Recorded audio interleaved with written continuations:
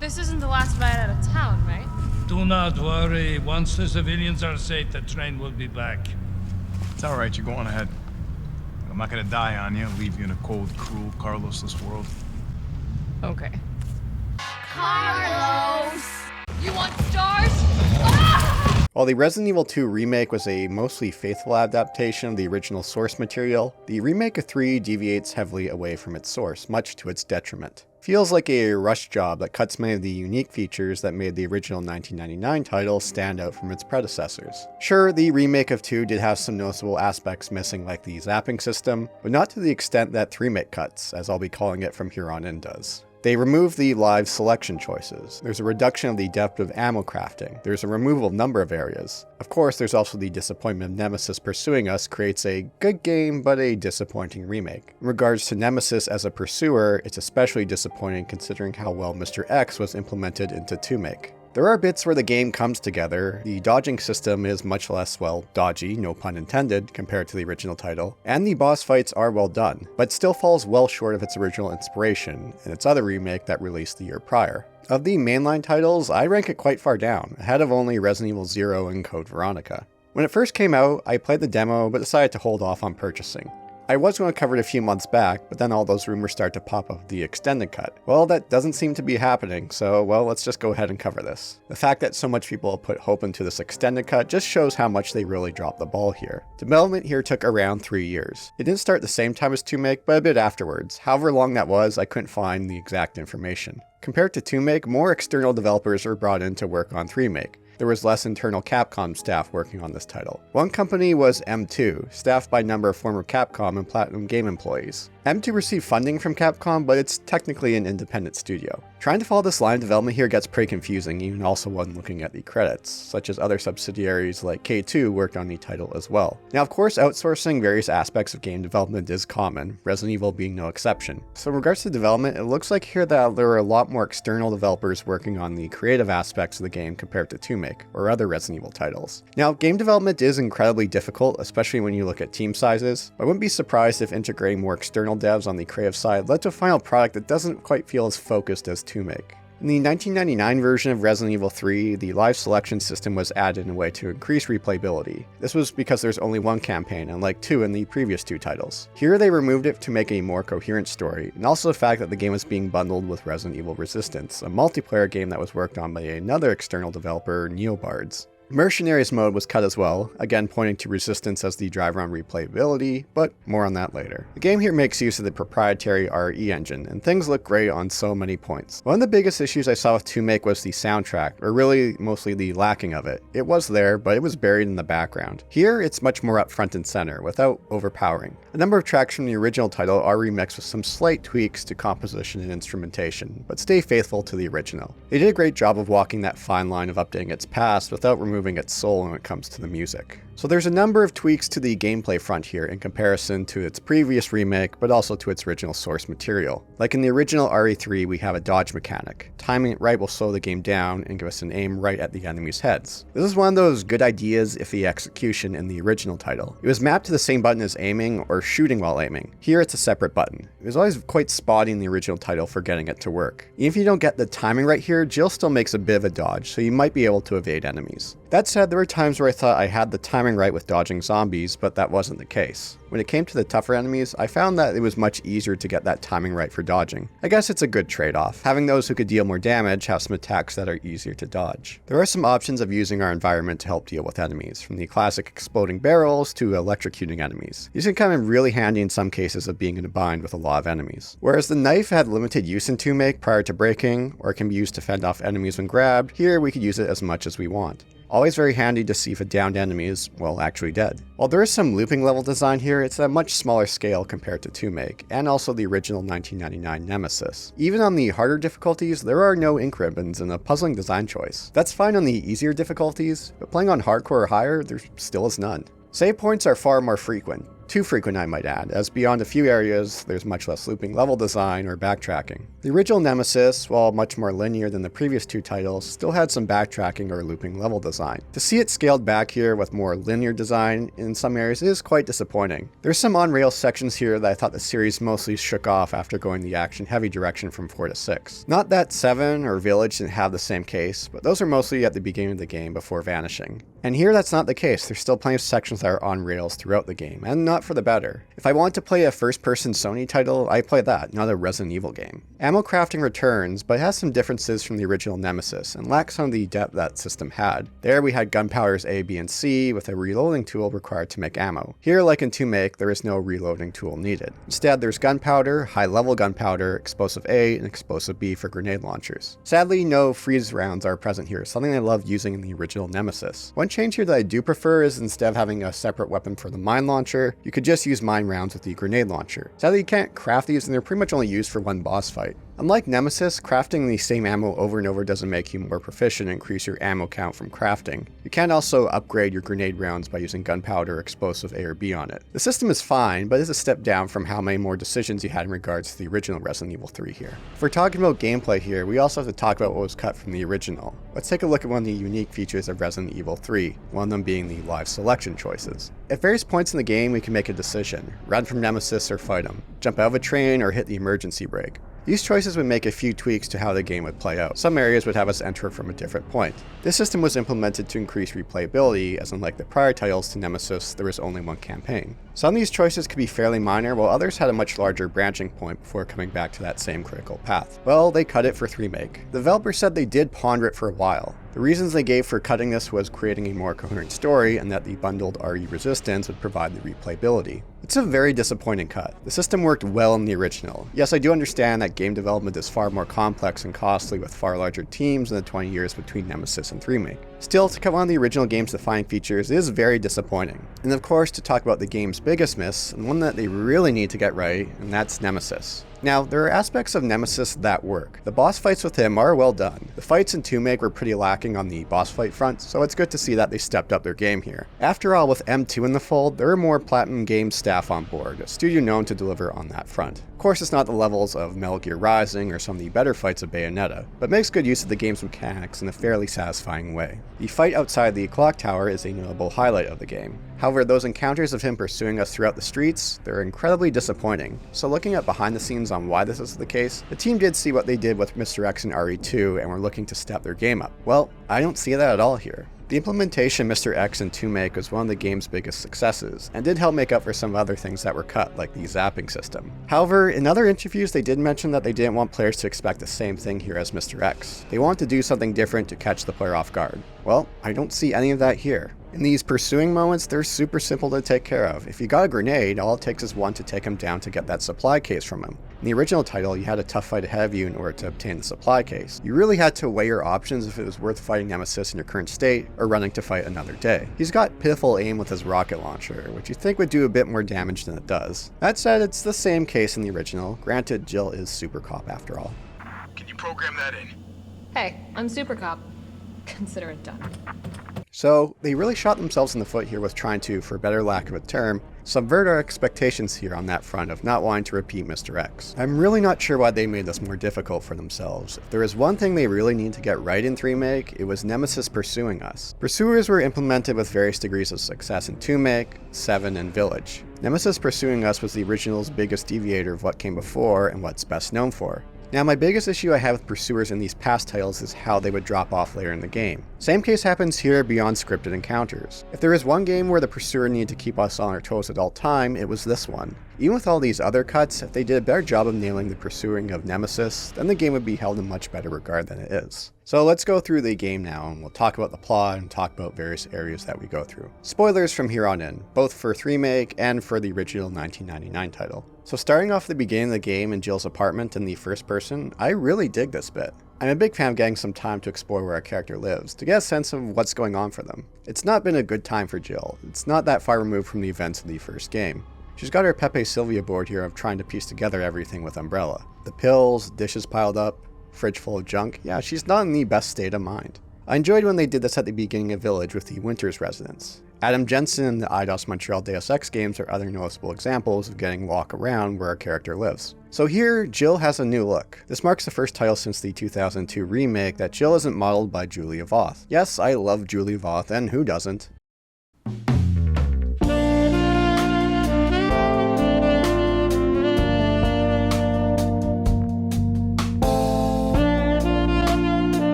But Sasha Zotova, the new model Jill is based after, is suited for Jill as well. When I first saw those leaked screenshots of Jill, I was a bit hesitant, but once seeing her in game footage, I was fine with it. Her appearance here has less of some of that uncanny valley effect that happened in 7 and 2 Make. Mia and 7 had this weird thing with her hair that in a way helped with the unsettling atmosphere. Claire's in-game model did miss something in regards to the model she was based after, but since then they've had time to improve that engine, and I don't really feel that with Jill here. Same case for Mia with her appearance in Village. And if you really want, there are mods that change the face to Julia Voth. And the actress that plays Jill here does a great job. Hell, everyone does a great job playing their respective characters, even if the writing can be quite spotty. There's a reason a number of them were brought back into different roles for Village. Her new outfit is, well, I could take it or leave it. They said they went with this change as her original outfit was made to help stand out from the backgrounds of the original RE3. That old outfit clashed with the photorealistic setting.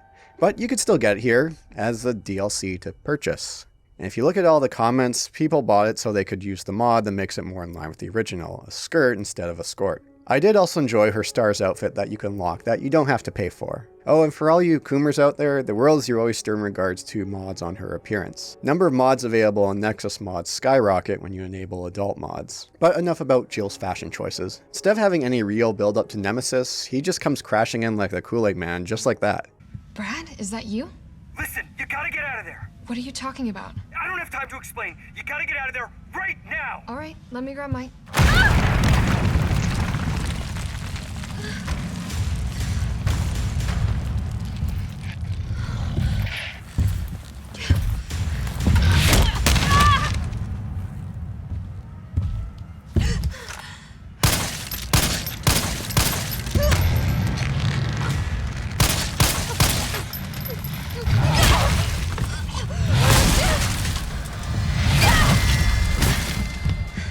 One of those cases I hate to say the term, subvert our expectations. Sure, it catches us off guard, but after that it's more, that's it? Where was the build-up? Yes, we know what we're getting into here. Why not let the game breathe a little beforehand like the original before we encounter him? Plus, dealing with him in a scripted on-rail sequence is pretty lame. It's a visual treat, but gameplay-wise, nah. Again, if I wanted this, I'd fire up a first-party game from a Western Sony studio. And hell, he doesn't kill Brad here like he did in the original. He is out for stars, and he fails on that front. Granted, as we'll see later, the little shift with Brad does make for a very interesting future scene. One thing about Jill's character here is it's a bit all over the place, especially at the beginning of the game. It felt like they weren't really sure where to go with her. The whole dealing with nightmares and excessive amount of pills aspect of what's happened the last few months, yeah, it doesn't really come up again. If they're going to bring that up, shouldn't they potentially do something with it? They could have had some points of her dealing with flashbacks or suffering from PTSD, but nothing happens there. Although she really likes to swear here.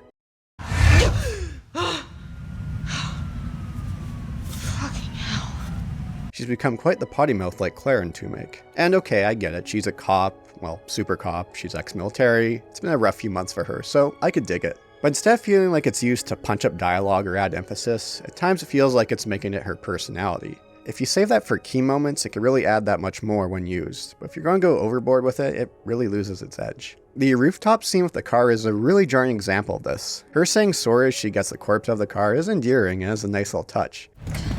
Sorry. Then she goes all Yas Slay Queen when running over Nemesis mere seconds later. It's quite jarring. It's my turn, bitch! They really dialed up the action hero element for Jill here. Hell, one of her outfits in Resistance screams Sarah Connor. This is what really sucks about this Uptown intro. Instead of having time to breathe and explore the Uptown section, it's just pretty much all on rails. The game blows its load with throwing Nemesis into the fold this quickly. Now, had we had time to explore this area like the original, hear something approaching from a distance, that would be much better. And then we could get to the roof, and the intro with Nemesis could be him taking down the copter. That would have been a lot better. And Carlos makes his introduction here much quicker in the game. As well, his entrance here is quite different than what we get from the original. Hey! Fuckface!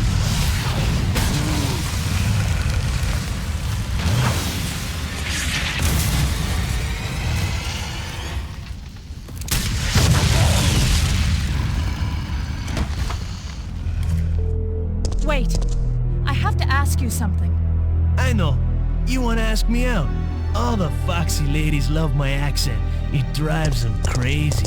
Carlos gets a fairly large makeover here, appearance, accent-wise, but the core of his character is still there. His character makeover I mark as a success. He still has that charm, but it's conveyed in a different way. A lot of it can be owed to the actor who plays him very well, who then would play Chris in Village. Plus, this one line could have gone really wrong, but he made it work. It's alright, you're going ahead. I'm not gonna die on you, leave you in a cold, cruel, Carlosless world. Okay. One major difference in the relationship between Carlos and Jill here is the use of the radio. This is somewhat amusing when you look at how things change from its source material. In the original Nemesis, Jill and Carlos didn't have a radio but would run into each other on the regular. In the original Resident Evil 2, Claire and Leon would talk to each other throughout the game via radio. However, this didn't happen in Remake. One of my biggest complaints about 2 Make was that Claire and Leon didn't have enough time together. Having that radio would have made much more sense and been less of an issue. Granted, 3 Make is a lot more linear, so it's easier to script the radio conversations, but in 2 Make, they could have just had those play on cutscenes if need be. Early on here, the trust isn't quite there between Carlos and Jill. It's reluctant, and of course that's fine. You expect that in a story like this. It will take some time. Problem here is there's a couple of cases where Jill comes across as really unlikable. You mean the alley that's on fire? Maybe. Surely a tall drink of water like yourself can put out a few flames. Fuck you. Right. I think I know the building. Really? Way to go, partner. One step ahead. Not your partner. Now they didn't put it in, but I'd be curious how they would have handled the slap scene from the original. I guess maybe there's a good reason why they did cut it.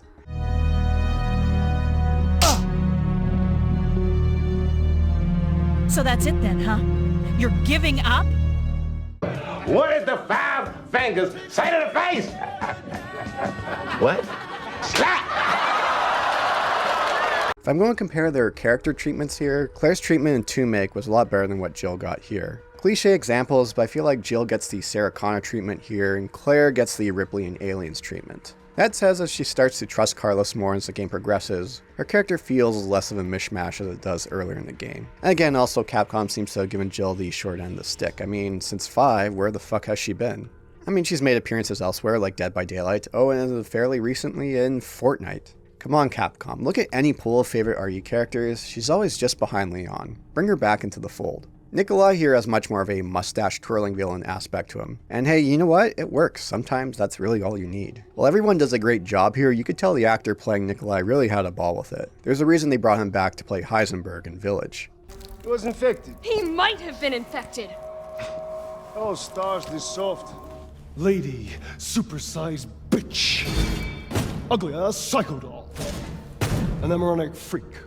The downtown section here, while small, does have a bit of looping level design, opening up shortcuts in that classic Resident Evil formula. It's one of the better areas of the game. Resource management receives much less emphasis here as it does compared to the original Nemesis or in 2 Make. We do get hit pouches that expand our inventory, and they're well spaced out, but I do wish 3 Make leaned harder into getting us to think more about what we're going to take for us on our next excursion. Of course, this is hard to focus on with the more linear setup. There are sections with the looping level design with a central save point and item box. Plus, they also cut ink ribbons altogether, something I've always appreciated, and that removal of decision making to save now or later really takes some things away from the game. We get this introduction to the Drain Deimos in a pretty notable scene.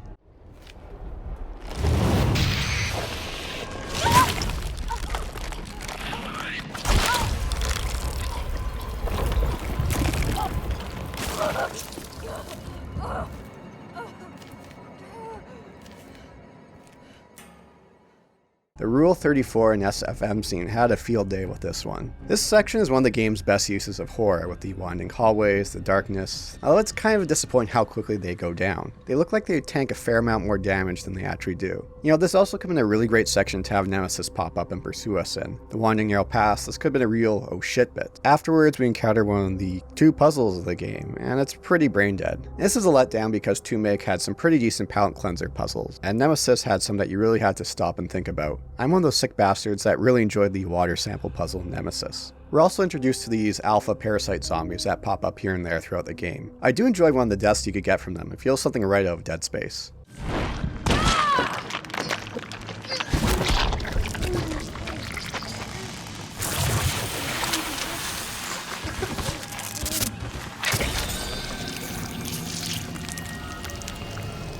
In order to buy more time to get the train running, Jill does have a nice selfless scene here of getting Nemesis to follow her instead. Alright, that's more like the Jill we know and love. So what does the game do then? Well, it delivers the iconic line here.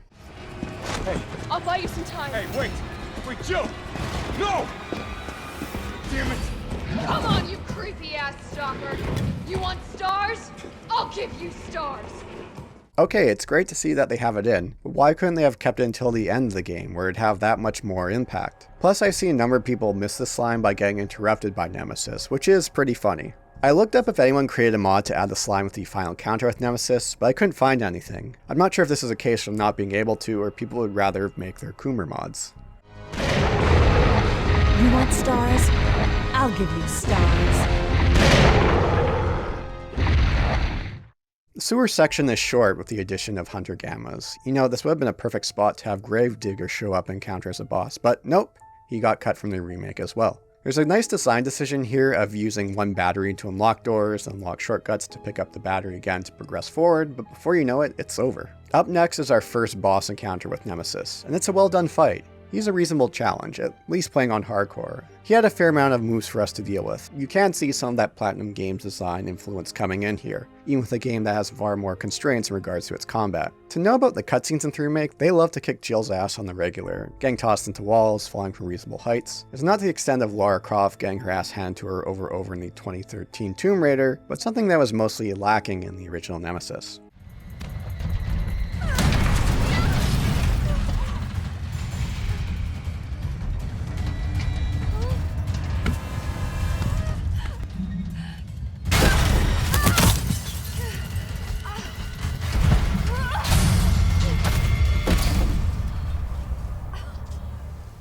For all the time that Jill likes to talk to herself throughout the game, you think she would say something about the RCPD as we approach the parking garage, but nope. We'll run to Kendo here that helps tie in with what happens to him in 2 Make with Leon's scenario. This is an improvement here over the original, and tying more of the events of what came prior. Nice little touches that are greatly appreciated. Nemesis will chase us again, this time with a rocket launcher. His aim isn't that great, and you think these rockets would do a bit more damage than they do. Granted, Jill could absorb a few of these rocket launcher shots in the original as well. The big toy head will come crashing our way, and I don't think even Mr. Boulder Punch here could punch his way out of this one. So instead of sticking around, Jill takes the train instead of joining Carlos and Tyrell and going to RCPD. This makes for one of the game's biggest missed opportunities. Granted, Mikhail's sacrifice here, like the original, is great stuff, and good use of swearing to really add punch to a scene. Get off my train, shitbird!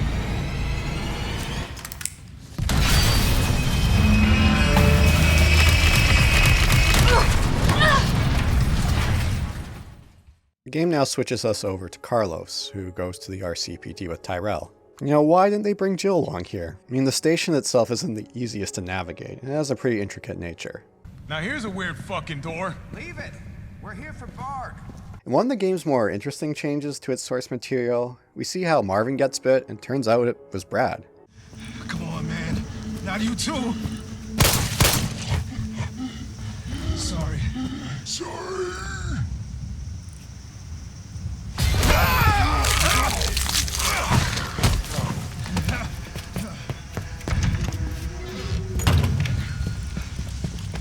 It's a very interesting moment. Was he just imitating Marvin? Was that Brad actually coming through there? It's quite tragic as to see how this will be Marvin's end. We'll take him down as Carlos, but you know what made this scene much heavier? If Jill was around. What if Brad starts to approach Jill? Would she be able to pull the trigger, or would she freeze up? Would Carlos have to step in and take care of it? Hopefully it'd have a lot more punch to it compared to that moment with Steve and Code Veronica. What's wrong, Steve? Shoot him! Wait! I can't! Instead of a dodge, Carlos gets a punch to knock back enemies. It's not the level of Chris, but it sure comes in handy. Our goal here is to get to the Star's office. Now again, imagine if Jill were along for the ride here. We get a lot of flavored dialogue about the Stars unit, Rebecca, Chris, Barry, Wesker, but nope, none of that here. She could have even given insight into the dog on her desk, which we see at the beginning of the game, but none of that either. Hell, you could have even tossed Nemesis in here as well as to pursue us in these narrow stretches. My wager is they changed this to give us more time to play as Carlos, but we do get some time later to play as him. Beyond the removal of the clock tower section, I think Jill not visiting the RCPD is one of the biggest letdowns in regards to the locations of the remake. And speaking of the clock tower, we go to it, but never into it. We'll have our second boss fight with Nemesis outside of it. And it's here again where some of the strengths of 3 Remake emerges. It's an enjoyable fight with a good arena, a number of attack patterns, and a nice spectacle with the clock tower in the background. This did take me a few tries on hardcore mode, as Nemesis takes quite a bit of damage to go down here. You know who really struggled with this boss? Our good friend of the channel, Darkside Phil. Now, the life and times of DSP over the last few years have mostly moved away from his incompetence at games. Instead, it's been more about his constant e-bagging, bankruptcy, and his crippling addiction to spending tens of thousands of dollars on the WWE mobile game. But this boss fight really brought up the DSP of old of being completely incompetent at games.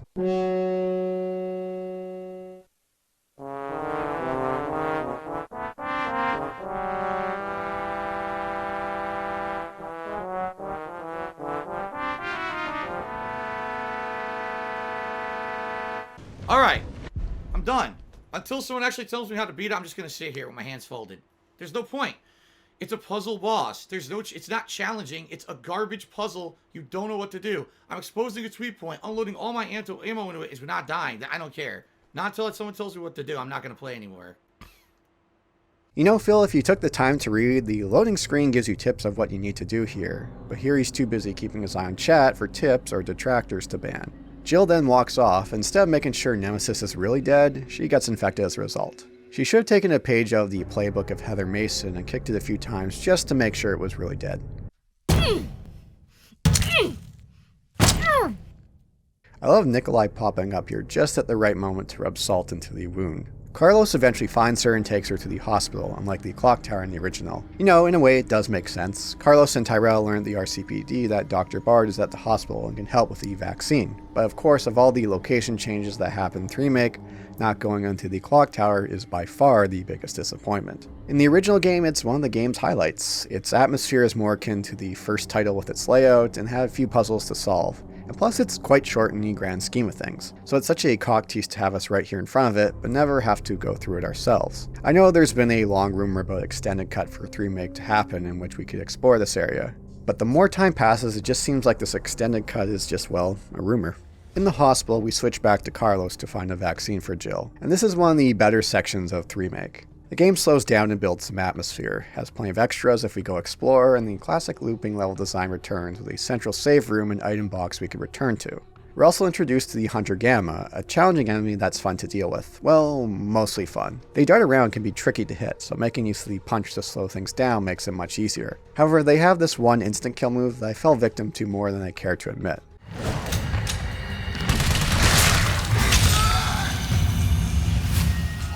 Carlos finds a vaccine for Jill. In the meantime, we get the game's equivalent of the cabin scene of RE4. However, it falls far short of the quality of that scene in RE4. The game also breaks its own rules here with how much easier zombies go down, and how they disappear in a somewhat comical way. We then return to playing as Jill. Carlos is off to find the stockpiles of the vaccine, as we're on a short time frame before Raccoon City gets blown to bits. So the parks section here was cut as well, and I could give or take on that one. Instead, we take this locked door down to this warehouse section, which will connect us to the Nest lab. Of course, that's quite convenient, and Jill at least points that out. How is it no one in the hospital ever noticed all this? It is a bit of a disappointment that the old factory here has been replaced with the Nest lab. I'm guessing it was more that use of asset reuse, and frankly, I'm okay with it. It's nowhere near the disappointment of the lack of clock tower. The warehouse section of finding fuses does have some good tension, keeping us on our toes. You know how it is with survival horde titles. The closer you approach a key item, you know something is going to jump out before or just after you grab it. Tyrell meets his end here against Nemesis as we make our way into the Nest lab. There is one case here found of a very frustrating checkpoint, but I can also see why they placed it there. Passing through this room of tyrants and hunters, you know something is going to pop out on the way back, and those pesky hunters do with their instant kill moves. However, there is no checkpoint after you deal with the enemies on top before coming back down. There were a few cases of me dying to these hunters and having to repeat that upstairs section again. That said, I could see why this was the case with the checkpoint, in case the player needed to go back to grab something from the item box. And the game's last puzzle, well, which is only the second one, we have the classic get the numbers within this range puzzle that the series has used many times. And hey, that's always fine, they can always take quite a bit of time to get right. We have another fight with Nemesis that plays much like the previous one, with a few tweaks. One of them having zombies make their way into the arena. In another case of the game feeling like it's adding challenge, it breaks its own rules. The camera zooms in to reduce your field of vision in regards to spotting zombies. Zombies again also die quicker than usual here, and it's also fun to make use of Nemesis to take them down for you. Although it's mostly a retread of the previous fight, it's still enjoyable, although there's this one attack he does here I died a couple times to. If you get hit at the beginning, you're pretty much guaranteed to get hit a second time. Carlos goes after Nikolai, who now has the vaccine. Jill deals with Nemesis for the last time. It's a very Dante-esque way in which she addresses him. Look, just so you know, this is the last fucking time. And here, Jill the Supercop gets her Boulder punching moment by being able to pick up this railgun. It's a mostly enjoyable fight of needing to charge up the railgun after its first use. Oh, and of course this is where the "You want stars" line should have been. Come on! Next time, take the fucking hit!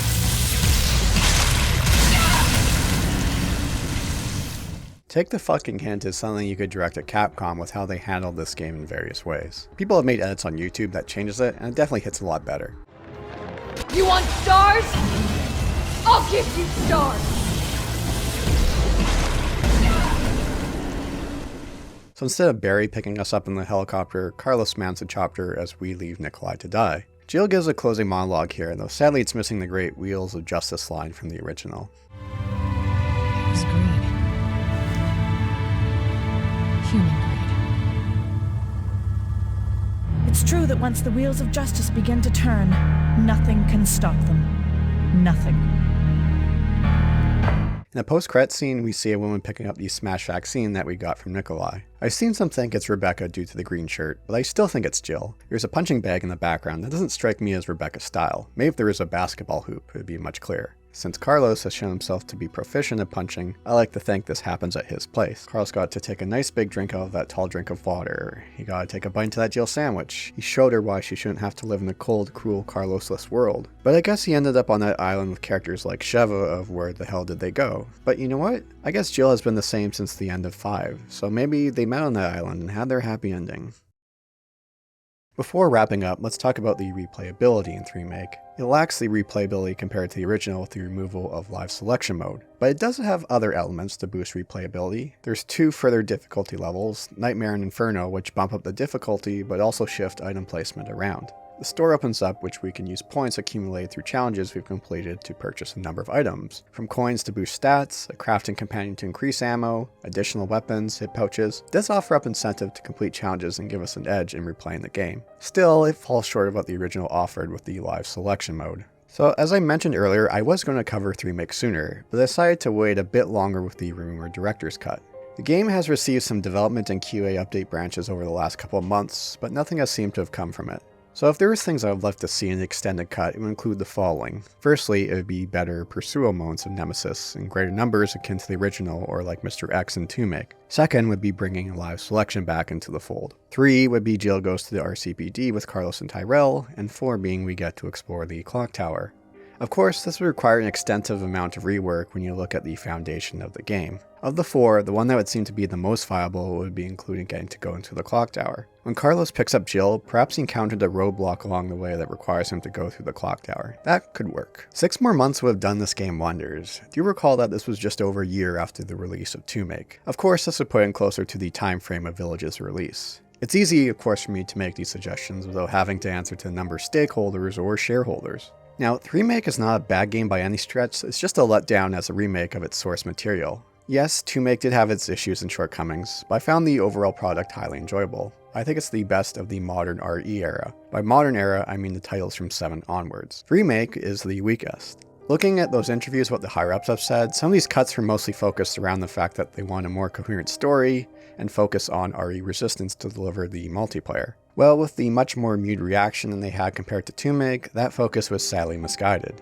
As a result, it looks like the priorities of the long-rumored Resident Evil 4 remake have shifted as well. So at this point we get into rumor territory as of writing, so make of it what you will. Sources have pointed that M2 was going to be spearheading the development of Resident Evil 4 Remake. However, with the mixed reception that 3 Remake has gotten, the internal division of Capcom has shifted to be leading the project.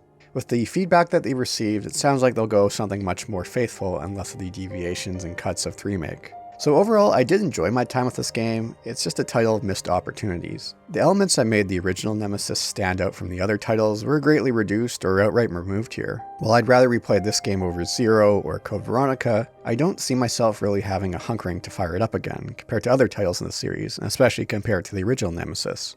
And with that, as of writing, that leaves me one last mainline title in the series to cover. A title that I've received the most requests in regards to covering, but that is for another day, my friends. In the meantime, I'm still disappointed that this tall drink of water didn't go down as smoothly as it could have.